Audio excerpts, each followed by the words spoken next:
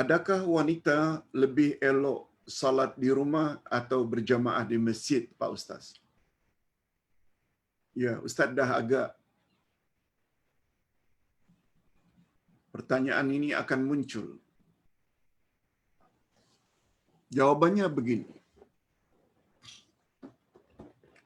Ada hadis Nabi sallallahu alaihi wasallam antara lain, salat wanita di rumah adalah lebih afdal. Tentu saja secara tersirat lebih afdal daripada di masjid.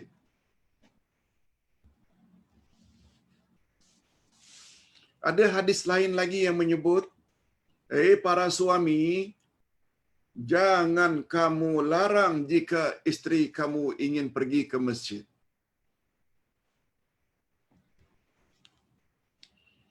Pandangan Ustaz, wanita boleh pergi ke masjid.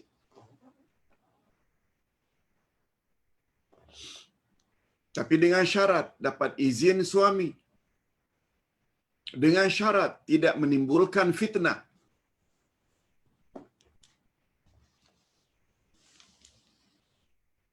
Jaga auratnya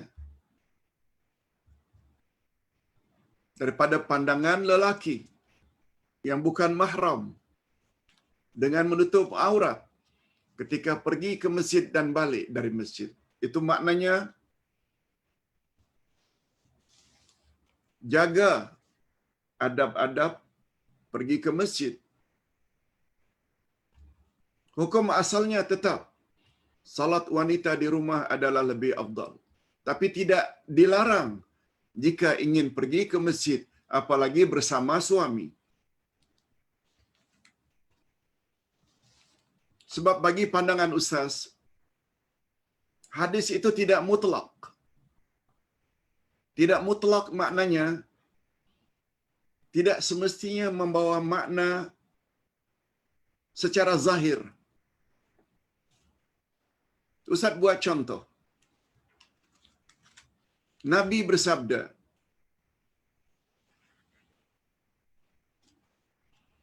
kamu mengawini gadis anak dara lebih baik daripada janda. Minta maaf para janda,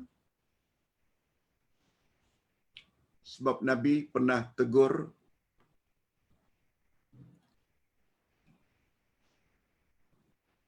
seorang sahabat, hal tazawwajta, are you married? Kamu dah kahwin ke? Sahabat jawab, sudah ya Rasulullah. Lalu Nabi tanya, kamu kahwin dengan janda atau dengan gadis? Sahabat menjawab, dengan janda ya Rasulullah. Lalu Nabi tegur, mengapa tidak kahwin dengan gadis sehingga kamu lebih dapat bermesra dengan dia, dia dapat bermesra dengan kamu? Lalu sahabat jawab, coba dengar baik-baik jawaban sahabat. Ya Rasulullah, ayah saya korban mati syahid dalam perang Badar. Ayah saya mati syahid dalam perang Badar. Tinggallah saya dan adik-adik saya yang masih kecil-kecil. Saya anak yang paling tua. Lalu saya mengambil satu inisiatif untuk kahwin dengan seorang janda agar selain menjadi isteri saya, secara tidak langsung dia juga menjadi ibu bagi adik-adik saya yang masih kecil untuk dia jaga dan pelihara. Apa komen Nabi? Oh, kalau begitu betul pilihanmu. Ini yang Ustaz maksudkan. Kawin gadis memang lebih baik tapi tidak mutlak. Salat di rumah bagi wanita memang baik tapi tidak mutlak. Tetapi andai kata tidak ada yang perlu dibimbangkan lagi di rumah, anak semua di asrama, anak semua sudah kawin dan punya rumah masing-masing, kita duduk berdua suami istri.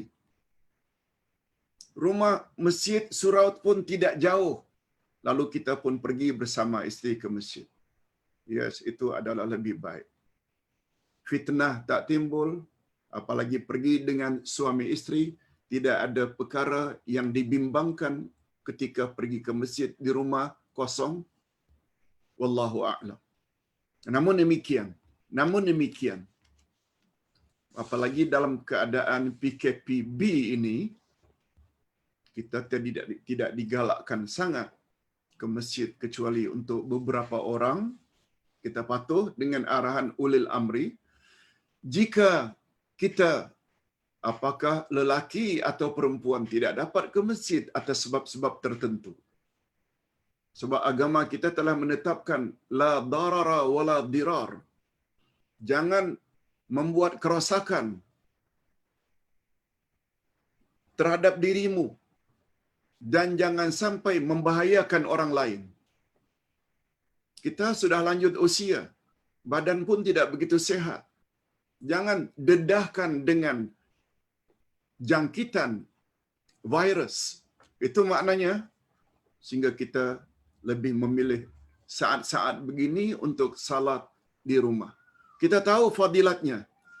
Ustaz yakin kita juga akan mendapat ganjaran yang serupa sebagaimana yang dijanjikan oleh Rasul sallallahu alaihi wasallam. Sebab prinsip kita, agama Islam agama yang mudah. Allah tidak mau menyusahkan umat. Wallahu a'lam. Hadirin dan hadirat rahimakumullah. Kita teruskan. Pertanyaan berikut.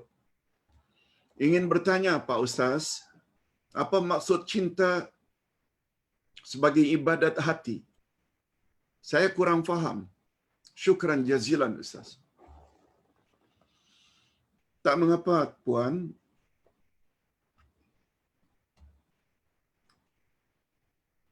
Yang tidak faham bab itu bukan hanya Puan atau Tuan seorang, tapi orang lain juga banyak yang tidak faham.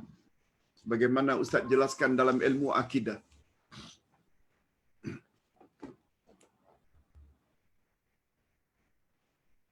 Ibadat ada 4 jenis. Ibadat hati, ibadat badan, ibadat harta, dan ibadat lidah. Semuanya ibadat. Anggapan dan persepsi umat Islam Nusantara khasnya, bila disebut ibadat, biasanya terbatas pada salat, puasa, zakat, haji. Doa, zikir, nazar.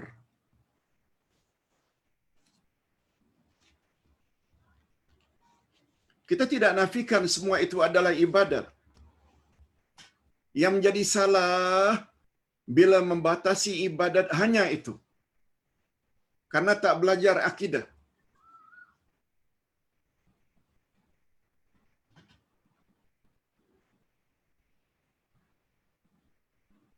Apa yang disebut itu baru ibadat badan seperti salat, puasa.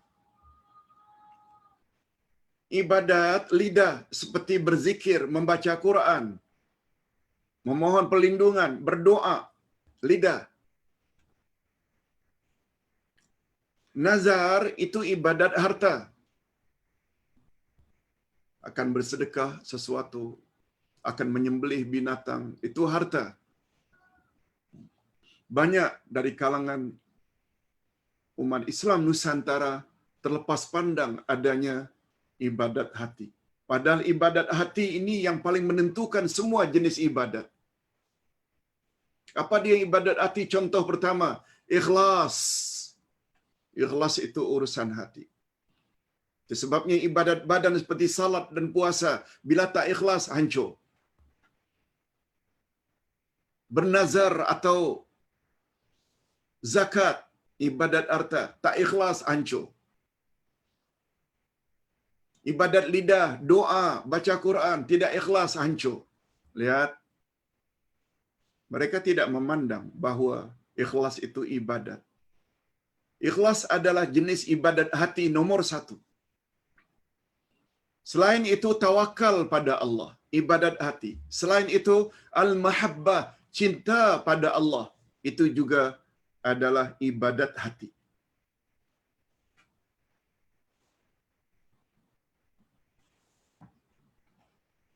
Ini tidak bermakna kita tidak boleh cinta suami, tidak boleh cinta isteri. Cinta ini ada 5 jenis lagi. Boleh kita lihat di dalam buku akidah. Jilid 1. Ibadat hati ada 5 jenis. 5 jenis. Ada namanya cinta karena Allah. Itu tidak menjejaskan akidah. Tidak syirik. Malah disuruh. Cinta kepada Rasulullah. Disuruh. Itu namanya cinta karena Allah.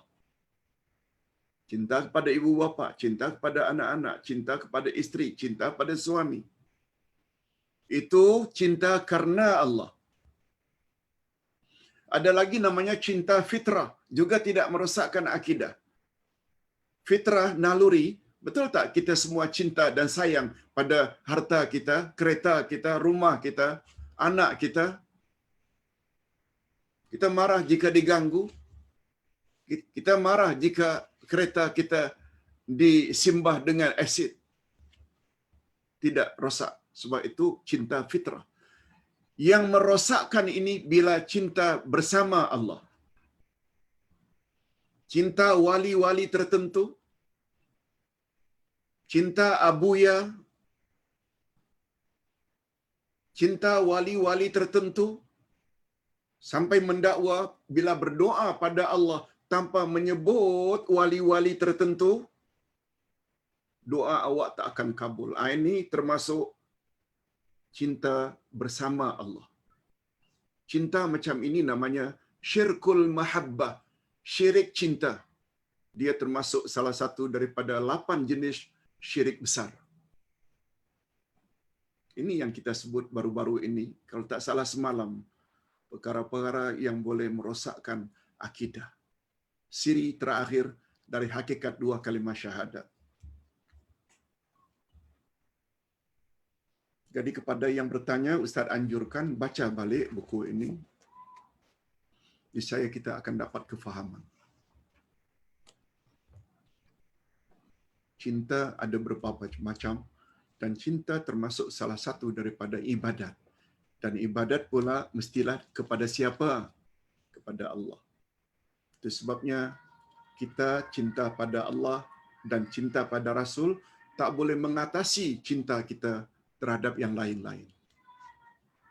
Memang boleh cinta pada suami, cinta pada isteri, cinta pada ibu bapa, tapi jangan melebihi cinta kita kepada Allah. Itu sebabnya Allah berfirman dalam surat Luqman. Apa kata Allah? Wa in jahadaka ala an tusyrika bima laysa laka bihi ilm fala tuti'huma. Jika ibu bapakmu menyuruh kamu berbuat syirik, jangan kamu patuhi mak bapak kamu. Apa sebab jangan patuhi mak bapak kamu? Sebab syirik itu Allah yang larang.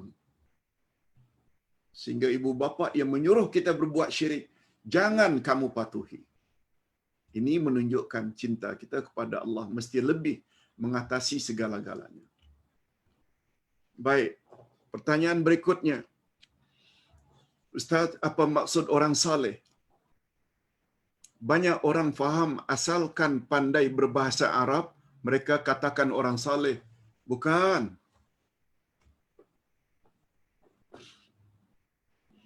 Orang saleh maknanya orang yang baik akhlaknya.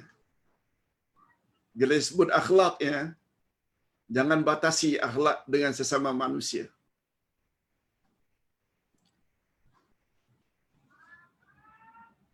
Bila disebut akhlak, jangan batasi akhlak dengan sesama manusia. Akhlak yang paling utama adalah akhlak kita, budi pekerti kita terhadap Allah dan Rasul. Itu nomor 1. Dan nomor 2. Allah nomor 1, Rasul nomor 2, baru mak bapak. baru kaum kerabat, baru kawan-kawan yang lain. Itu sebabnya dalam Al-Quran ada satu surah yang dipanggil dengan suratul akhlaq. Surah apa itu? Tak jumpa pun Ustaz dalam indeks ada suratul akhlaq. Memang tak ada. Sebab dia adalah nama lain bagi suratul hujurat. Surat Al-Hujurat ini kandungannya 18 ayat. 18 ayat itu semua mengandungi unsur akhlak. Dan akhlak nomor 1 terdapat pada ayat yang pertama. Ya ayyuhalladzina amanu la tuqaddimu baina yadayillahi wa rasulih. Orang-orang beriman, jangan kamu mendahului Allah dan Rasulnya. Itu literal translation. Jangan mendahului Allah dan Rasulnya. Maknanya, jangan kamu berakhlak buruk terhadap Allah dan Rasul. Bahasa lainnya, jangan kamu mendahului kehendak Allah dan kehendak Rasulnya.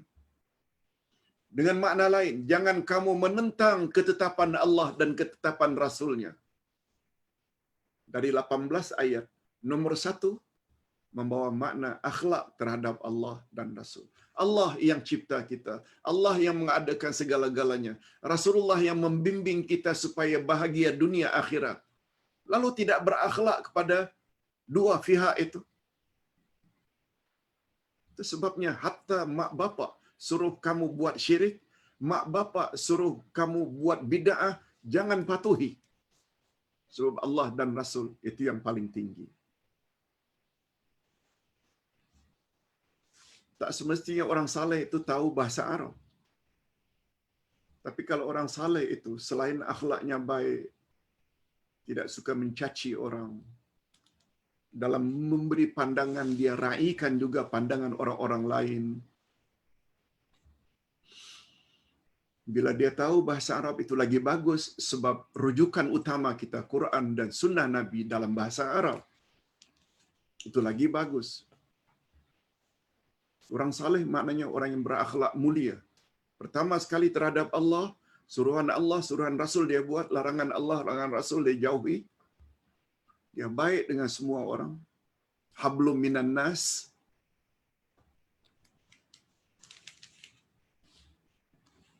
Dengan kata lain, orang saleh, orang yang mempunyai dua hubungan yang sangat baik.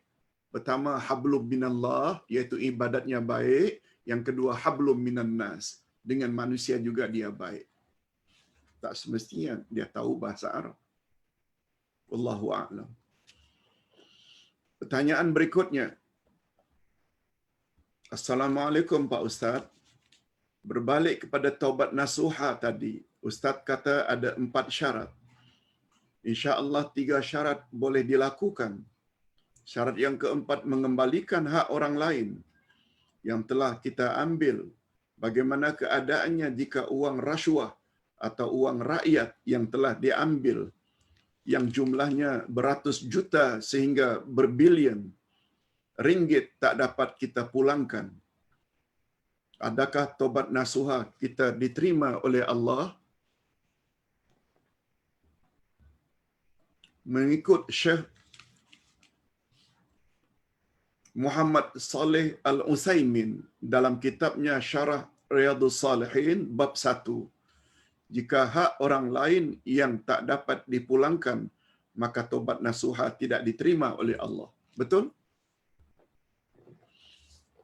Ustaz kembali, tobat nasuha bila dosa itu kepada Allah, seperti minum arak, berjudi, berzina, cukup 3 saja.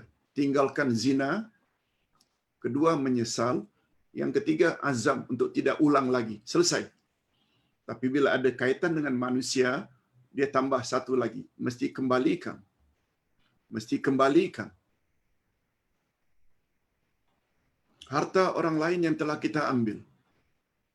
Atau paling kurang, tak dapat dibayar. Minta maaf kepada orang-orang yang kita telah zalimi. Oleh sebab itu, apabila rasuah, duit rakyat yang telah diambil, andai kata sejumlah itu kita kembalikan kepada kerajaan, sudah cover. Bagi ustaz itu sudah cover. Sebab kerajaan mewakili rakyat. Tapi dengan syarat kita kembalikan. Tak dapat cari perorangan rakyat itu cukup kepada kerajaan. Masuk balik dalam income kerajaan.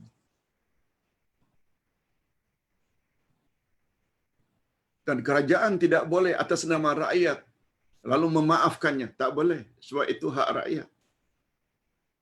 Tapi sekedar menerima pemulangan duit yang telah dirasuah, Ustaz punya pandangan barangkali boleh. Sebab sulitnya kita tidak mendapat kemaafan dari setiap orang. Atau mengembalikan kepada setiap orang. Oleh sebab itu, perasuah, pastikan jangan jadi muflis hakiki di akhirat nanti. Siapa muflis hakiki, Ustaz? Rasulullah pernah bertanya kepada sahabat. Nabi bila bertanya sesuatu menunjukkan perkara itu penting. Apa kata Nabi? Atadruna haqiqatal muflis? Tahukah kamu siapakah muflis yang hakiki? Bankruptcy yang hakiki? Papa kedana yang sebenar? Sahabat coba menjawab. Al-muflisu fina man laisa lahu malun wala dirhamun. Muflis di kalangan kami, ya Rasulullah, orang yang tidak ada harta dan tidak ada dirham, tidak ada duit. Coba dengar apa komen Nabi. Al-muflisu fi ummati. Kata Nabi, bukan itu yang aku maksudkan. Muflis yang sebenar bukan itu. Bukan orang yang tidak ada duit, bukan. Muflis yang sebenarnya ialah orang yang banyak menzalimi orang lain dulu ketika di dunia, lalu ketika dia diadili oleh Allah di akhirat nanti, banyak orang-orang yang menunggu untuk klaim dari dia, untuk menuntut dari dia terhadap apa yang dia dulu pernah zalimi. Dia pernah fitnah seseorang, dia pernah caci seseorang, dia pernah curi duit seseorang, dia pernah rasuah duit orang ramai. Lalu Allah SWT kata Nabi, yang maha adil, Allah yang maha adil akan ambil salatnya bagi kepada A. Ambil zakatnya bagi pada B. Ambil tilawah Qurannya bagi pada C. Demikian. Dan karena ramainya orang-orang yang menunggu, lalu habis. Dia yang ketika meninggal dunia banyak amal salehnya. Ini Ustaz lupa tadi sebut. Muflis yang sebenarnya ialah orang yang apabila meninggal dunia membawa pahala yang sangat banyak. Lalu di mahkamah ilahi, banyak orang-orang yang menunggu untuk klaim dari dia. Lalu Allah yang maha adil agih-agihkan amal salehnya. Lalu begitu berakhir dan habis amal salehnya, namun yang menunggu masih banyak. Lalu Allah yang maha adil bersikap dan bertindak, dosa-dosa orang yang menunggu sekian banyak itu, akhirnya Allah transfer ke atasnya yang banyak amal saleh tadi. Akhirnya amal saleh yang sepatutnya boleh membawa dia ke syurga tadinya, karena dah habis diagih-agihkan, karena dulu di dunia tak kembalikan hak orang lain, tidak minta maaf. Kalau Allah timpakan ke atasnya dosa-dosa orang-orang yang dia zalimi dulunya, akhirnya dia dihumban dalam api neraka. Ini dia muflis hakiki. Hadis sahih dan terdapat juga di dalam Riyadhus Shalihin. Ya, Ustaz setuju dengan pendapat Syalih Utsaimin, dan beliau adalah salah seorang guru Ustaz ketika belajar di Madinah dulu. dan di Riyadh. Seorang ulama besar. Wallahu a'lam. Itu sebabnya dari satu sudut, besar macam mana pun dosa kita kepada Allah, hatta dosa syirik, dosa terhadap sesama manusia adalah lebih besar lagi. Hatta dosa syirik, selagi hayat di kandung badan dan masih sihat, Allah sedia menerimanya, walaupun itu syirik, kalau kita tobat dengan tobat nasuha. Lihat ayat 53 dari surat Az-Zumar. Apa kata Allah? Apa kata Allah? Qul ya ibadiyalladzina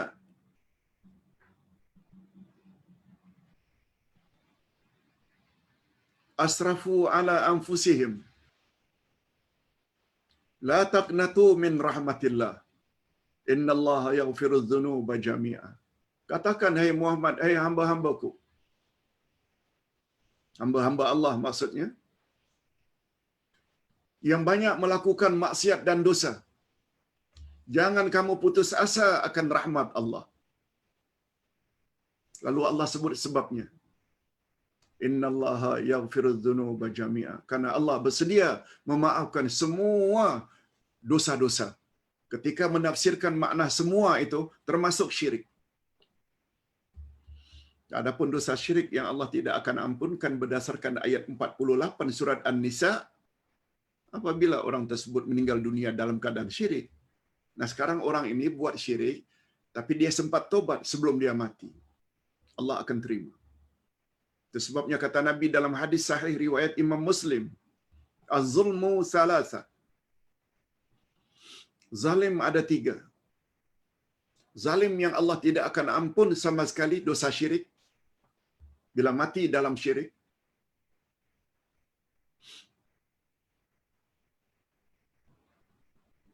Itu sebabnya dalam ruqyah jangan ada unsur syirik. Itu sebabnya ruqyah ada namanya ruqyah masyru'ah, ada ruqyah muharramah. Ada ruqyah yang diharamkan bila di dalamnya ada unsur syirik. Bila ruqyah itu dari ayat-ayat Quran dan doa-doa Nabi, itu dibolehkan. Itu zalim yang pertama. Zalim yang kedua, zalim yang Allah boleh maafkan jika Allah berkehendak, iaitu dosa kepada Allah selain syirik. Berzina, berjudi, minum arak, walaupun matinya tak sempat tobat, Allah boleh maafkan jika Allah berkehendak. Sebagaimana ayat 48 dari surat An-Nisa. Sesungguhnya Allah tidak akan ampun dosa syirik dan Allah akan ampun dosa selain itu bagi orang yang Dia kehendaki. Adapun zalim yang ketiga, zalim yang Allah berlepas diri daripadanya, tak mau campur. Apa dia? Zalim yang ketiga ni. Zalim insan kepada insan lain. Dia curi duit orang, dia rasuah duit orang, dia fitnah orang lain. Allah tak mau maafkan. Sebab itu bukan dosanya kepada Allah, tapi dosanya kepada orang lain. Di situ bahayanya, sehingga Ustaz berkesimpulan, terkadang-kadang dosa kepada sesama manusia lebih berat kalau kita nak minta taubat berbanding dosa kita kepada Allah Azza wa Jalla. Baik, berikutnya, Ustaz. Ustaz, dikatakan mahu menasihati pemimpin perlu 4 mata. Cakap berdepan-depan dengan orangnya. Bagaimana pula dengan orang awam atau ustaz awam yang menyampaikan ajaran-ajaran yang tersasul dari landasan sebenar? Bolehkah diwar-warkan di Facebook atau lainnya agar kawan-kawan lain tak terpesong?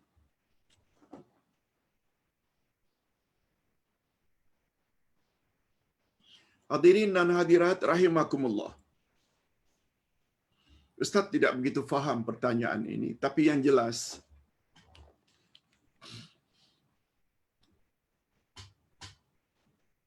maksudnya menasihati pemimpin hendaklah berdepan-depan.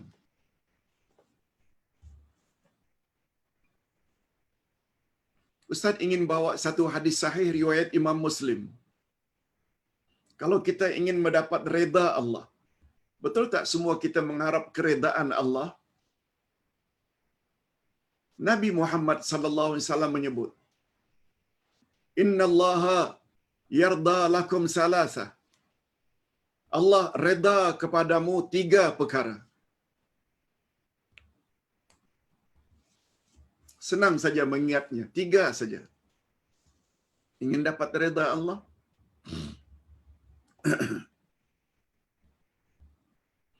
Yang pertama kata Nabi, ayya'budullaha anta'budullaha wa la tusyriku bihi syai'a. Kamu hendaklah beribadat hanya kepada Allah, jangan berbuat syirik terhadapnya. Ini nomor 1. Itu tauhid ibadat. Beribadat mesti kepada Allah, barulah kita dapat redha Allah. Ibadat dengan makna tunduk pada Allah. Tunduk pada Allah dengan makna buat suruhannya, jauhi larangannya. Dia hendaklah dijadikan nomor 1, mengatasi segala-galanya. Sebab dia yang cipta kita, dia yang mengadakan segala keperluan kita. Walaupun pada masa yang sama, kita juga disuruh agar beradab, tunduk patuh kepada ibu bapa. Tapi Allah lebih tinggi.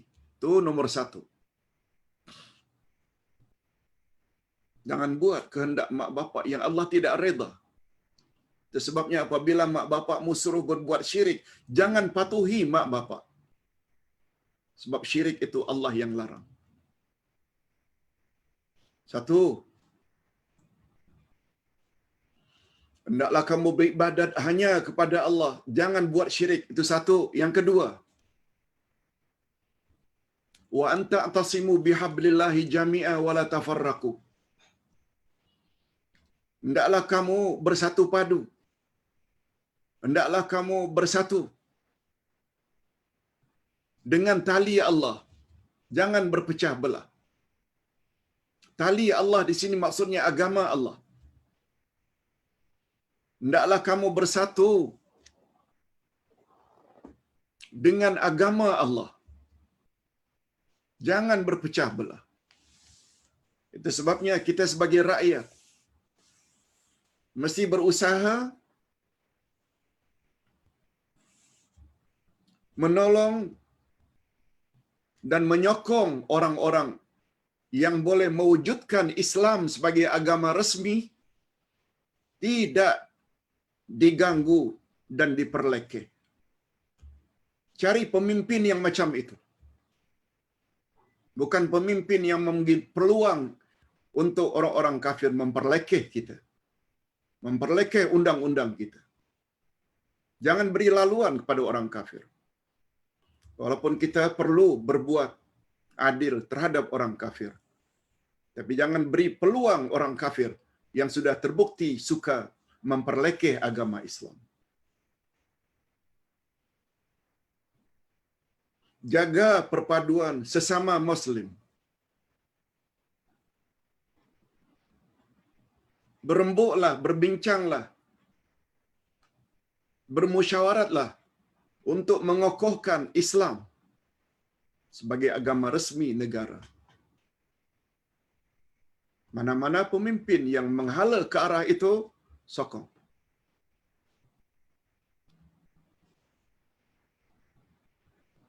Pertama, sembahlah Allah yang Maha Esa, jangan buat syirik. Yang kedua, berpegang teguhlah dengan agama Allah. Jangan berpecah belah. Faham makna berpecah belah? Kita orang-orang Melayu yang pada umumnya Islam mesti bersatu padu, menghalang segala usaha yang dapat mencemarkan nama atau agama Islam yang kita cintai. Kalau ingin mendapat redha Allah. Yang ketiga, wa antu nasihu man wallahu alaikum. Kamu hendaklah memberi nasihat kepada orang yang sedang menjadi pemimpin kamu. Ini yang ditanya. Kamu hendaklah memberi nasihat kepada orang yang ditakdirkan sedang menjadi pemimpin kamu. Wa antunasihu, hendaklah kamu memberi nasihat. Apa makna nasihat? Nasihat yang membina.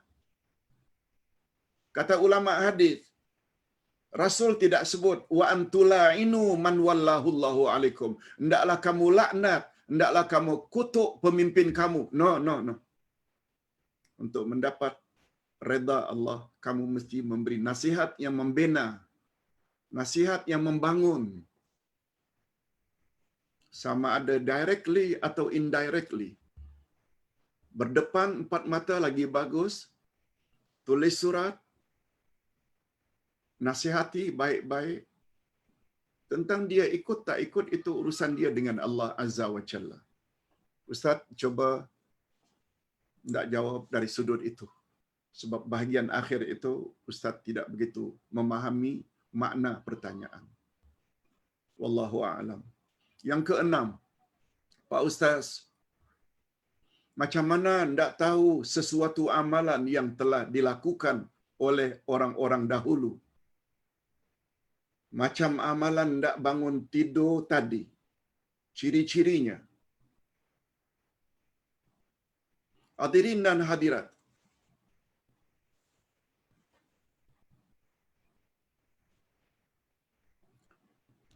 Sepuluh petua atau tips untuk mudah bangun untuk salat subuh.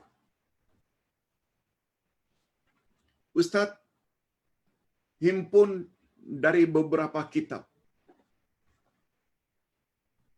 Ustaz sebagai penulis setuju dengan nasihat-nasihat mereka.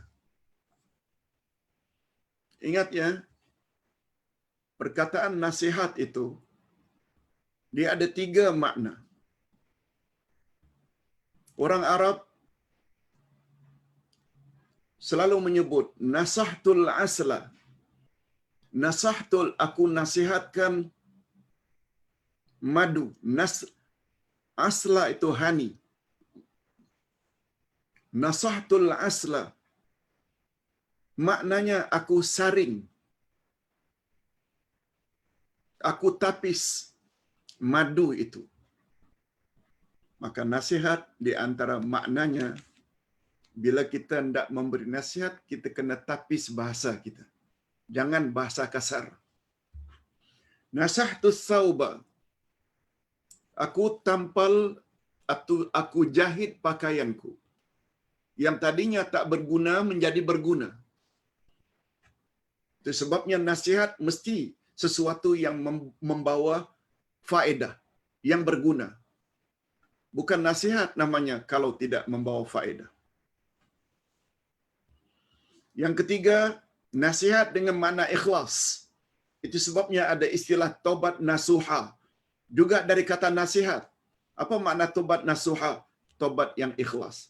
Yang memenuhi 3 syarat tadi. Atau 4 syarat. Itu makna nasihat. Barangkali kita selalu sebut nasihat. Tapi itu sebenarnya tidak nasihat. Kalau tidak mengandung 3 ciri-ciri tadi. Oleh sebab itu, bila orang-orang dahulu ada buat perkara-perkara yang boleh menolong kita, menasihati kita, termasuk barangkali yang ditanya ini, nasihat orang-orang dahulu. Kalau ingin bangun pada waktu pagi, bacalah ayat Quran, ayat yang terakhir dari surat Al-Kahfi. Qul innama ana basyarum mislukum yuha ilayya annama ilahukum ilahu wahid. Ternyata begitu diamalkan sebelum tidur dan niatkan jam berapa akan bangun, dia terbangun. Lalu diperturunkan kepada anak muridnya. Ustaz dah amalkan ini sejak daripada sekolah menengah lagi. Begitu dapat ajaran dari guru Ustaz, ini yang namanya dalam ilmu mujarrabat. Mujarrabat maknanya ayat-ayat Quran tertentu yang pernah diamalkan oleh orang dulu, yang pernah dicoba oleh orang dulu, lalu mujarrab. Mujarrab maknanya dia telah coba dan ternyata berkesan, diperturunkan pada anak murid. Hukumnya tidak salah. Ini namanya amal mujarrabat. Asalkan jangan kata doa seperti itu Nabi yang ajar. Tidak. Ini sama halnya bila ada orang sakit, bacakan ayat ini. Ternyata sembuh dengan izin Allah, lalu diperturunkan. Oh, kalau kamu sakit ini, baca ayat ini. Kamu sakit ini, baca ayat ini. Tidak salah. Ini namanya amal-amal mujarrab. Asalkan jangan kata itu dari Nabi sallallahu alaihi wasallam. Okey. Hadirin dan hadirat. Yang ketujuh, second last. Assalamualaikum Pak Ustaz. Mohon bimbingan. Surah lazim apakah yang terbaik untuk dibaca dalam salat sunat qabliyah subuh? Terima kasih. Ya. Kalau ini yang ditanya, Nabi Muhammad sallallahu alaihi wasallam sangat galakkan dua surah. Pada rakaat pertama setelah Al-Fatihah surat Al-Kafirun, dan pada rakaat kedua setelah Al-Fatihah baca surat Al-Ikhlas. Itu datang dari Nabi sallallahu alaihi wasallam. Bukan suatu kemestian. Cuma itu yang paling baik. Sebab hadirin dan hadirat, kata para ulama di antara hikmahnya, kalau tadi Ustaz sebutkan surat Al-Ikhlas itu adalah surat Tauhid. Surat Al-Kafirun, Qul ya ayyuhal kafirun, juga dipanggil dengan suratul Ikhlas. Jadi surat Al-Ikhlas dalam Al-Quran ada dua. Surat Al-Kafirun dan surat Al-Ikhlas. Qul huwallahu ahad. Karena pada dua-dua surah tersebut terserlah betapa murninya tauhid kita kepada Allah. Kalau murninya tauhid kita kepada Allah setelah Allah menyebut qul huwallahu ahad, Allah sambung setelah itu lam yalid walam yulad. Setelah Allahus samad, lam yalid walam yulad, maknanya esanya Allah, dia tidak beranak dan tidak diperanakkan. Surat Al-Kafirun pula, orang-orang kafir, jangan kamu sembah.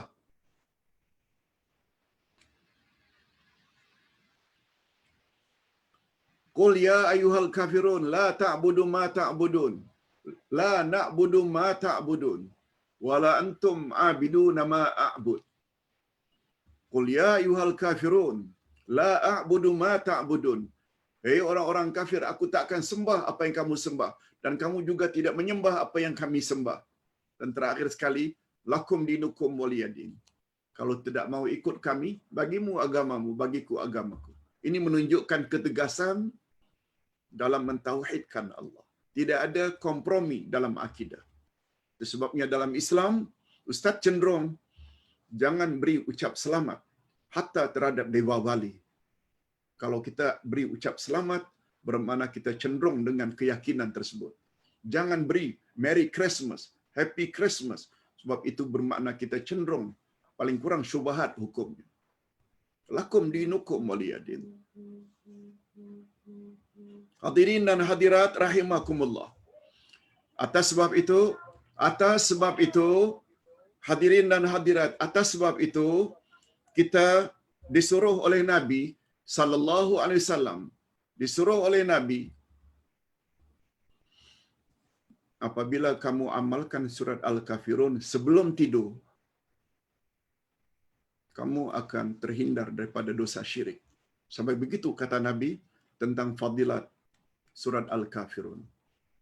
Oleh sebab itu, Nabi juga galakkan, bila kamu dah selesai tawaf 7 kali, maka salat sunat di belakang makam Ibrahim juga hendaklah baca rakaat pertama setelah Al-Fatihah Al-Kafirun, rakaat kedua setelah Al-Fatihah adalah Al-Ikhlas. Apa sebab? Sebab orang kafir beranggapan kita mengelilingi batu Kaabah itu, mereka mendakwa kononnya kita menyembah batu. Padahal yang kita menyembah bukan batu, kita menyembah Allah Subhanahu wa taala. Dan supaya menafikan dakwaan tersebut kita menyembah batu, kita baca lagi-lagi Al-Kafirun dan Ikhlas. Macam itulah. Rahasianya pada waktu pagi sebelum subuh dibaca Al-Kafirun dan Al-Ikhlas supaya mengawali hidup kita pada siang hari kita benteng dulu dengan tauhid. Itu maksudnya. Kita benteng dulu dengan tauhid yang dilambangkan oleh surat Al-Kafirun dan surat Al-Ikhlas. Okey, yang terakhir. Pada tahiyat akhir salat tahajud, menjelang salam di masjid terdekat, terdengar suara azan dikumandangkan. Apa sikap saya? Bolehkah meneruskan salat tahajud saya atau segera menghentikannya? Masya Allah, ini soalan dari adik Ustaz dari Batam, Ustaz Hussein Yasin. Assalamualaikum. Uday, pada tahiyat akhir salat tahajud, menjelang salam, di masjid terdengar suara azan berkumandang. Maknanya masuk waktu. Apa sikap saya? Bolehkah meneruskan salat tahajud saya atau segera menghentikannya? Ustaz pernah sebut sebelum ini. Yang haram melakukan salat sunat itu adalah bila iqamah, qamat. Dengan harapan supaya kita dapat ikut imam sejak awal lagi. Begitu dia selesai takbiratul ihram, kita pun takbiratul ihram. Itu sebabnya tidak digalakkan kita melakukan salat sunat bila dah dekat dengan qamat. Bukan azan ya. Azan yang pertama berselang lebih kurang 10 minit, 15 minit baru qamat. Yang larangan itu waktu haram itu waktu qamat. Itu pun menurut ulama fiqh, bukanlah begitu qamat kita langsung menghentikan. Tidak. Kecuali bila kita baru takbir, lalu qamat, nah ketika itu kita memberi salam dalam keadaan berdiri. Assalamualaikum warahmatullahi wabarakatuh. Assalamualaikum warahmatullahi wabarakatuh. Untuk menghentikan atau menamatkan salat yang kita cadangkan. Langsung kita pergi masuk saf. Tapi apabila kita sudah berada pada rakaat yang kedua atau duduk tahiyat akhir, seperti yang ditanya tadi, teruskan saja. Itu kalau qamat. Kalau azan, tidak ada salahnya. Cuma nasihat Nabi. Nah, nasihat Nabi. Bila kamu tahu azan subuh sudah sangat dekat, lakukan salat sunat witir 1 rakaat sahaja. Bila kamu sudah tahu azan subuh sudah sangat hampir, umpamanya 5 minit lagi, lakukanlah witir 1 rakaat sahaja. Tadi adik Ustaz tanya, ini tahajud. Sebenarnya tahajud sebelum itu. Itu sebabnya Ustaz setiap pagi bila tahajud dan witir, Ustaz senantiasa letakkan handphone ini yang ada lakaran di sini jam. Kita tahu jam 5:48 minit itu azan subuh. Nah, ternyata umpamanya jam baru 5:30. Kita sudah tahajud dah. Biasanya 10 minit sebelum azan subuh, umpamanya 5:38, Ustaz dah mula dengan salat witir. Sama ada 3 atau 1. Sebab salat witir ni kita digalakkan sangat untuk kunut. Salat witir rakaat yang terakhir sahih datang dari Nabi. Kita bagus baca doa kunut dan doa-doa yang lain untuk kesejahteraan dunia akhirat kita, kesejahteraan anak cucu cicit kita, minta dalam doa itu.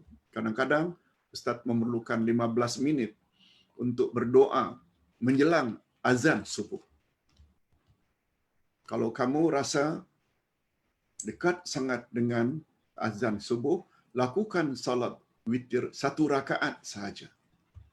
Tapi kalau kita lebih awal, umpamanya baru 5 suku, jam 5, kita bolehlah buat witir beberapa rakaat.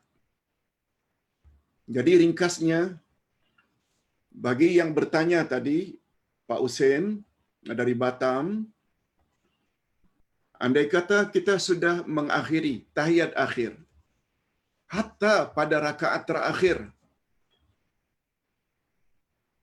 kedengaran azan, teruskan. Tidak ada suruhan dari Nabi mesti berhenti serta-merta. Boleh teruskan.